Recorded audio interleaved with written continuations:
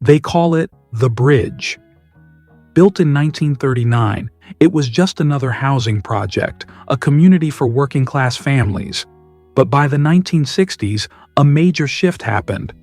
The white families moved out, and Queensbridge became a new kind of community, a melting pot for African American and Latino residents. What was once just a collection of 96 buildings became something else entirely, a crucible for a new culture. This place, with its thousands of apartments and a population of 7,000, wasn't just a home, it was a proving ground. Queensbridge is a fortress in the history of hip-hop. Its very environment became the subject of countless songs, its stories told in rhyme and rhythm. This was ground zero for one of the genre's most famous feuds, the Bridge Wars of the 1980s. A rivalry over who truly started hip-hop, with Queensbridge at the center of the debate. And from that debate, from those streets, came a genius, Nas. His album, Illmatic, isn't just music. It's a legendary work that's been called a masterpiece. It's a raw, vivid portrait of life inside the Bridge, a blueprint for a generation of artists. And he wasn't alone. The legendary duo Mobb Deep also emerged from these buildings, known for their gritty, dark stories that painted a realistic picture of the streets.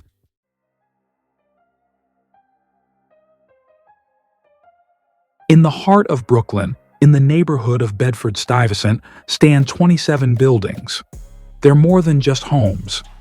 They're a landmark, a launching pad, a legend.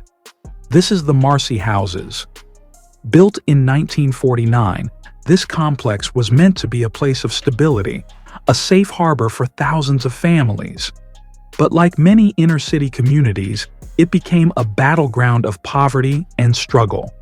Yet, out of that struggle, a powerful creative force was born. For generations, the Marcy Projects has been a hub of resilience and community, a place where the challenges of life forced its residents to be resourceful, ambitious, and creative. And it's this unique environment that gave birth to a sound that would change the world forever.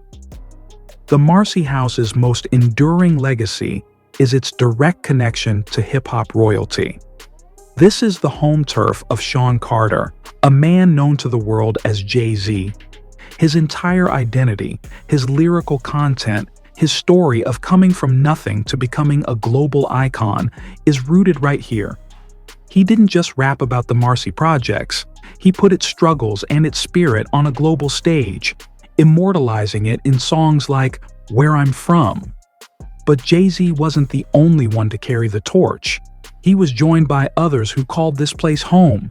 There's Memphis Bleek, his longtime friend and protege, and Jazzo, who helped mentor Jay in the early days. Even the lyrically skilled Sauce Money emerged from these buildings. Together, they transformed a neighborhood into a cultural powerhouse. The story of the Marcy Houses isn't just about where these artists came from. It's a testament to how creativity and ambition can flourish against all odds. It's a powerful symbol of resilience, a place where legends were forged. Before these towers stood tall, this ground was hallowed, a place where legends played, where crowds roared. This is the Polo Grounds Towers in Harlem, but before it was a home for thousands, it was the iconic Polo Grounds Stadium, a landmark of American sports. In 1968, the stadium came down and 4 30-story buildings went up, a new kind of landmark built to solve a city's housing crisis. This transformation was more than just a change in architecture, it was a change in legacy.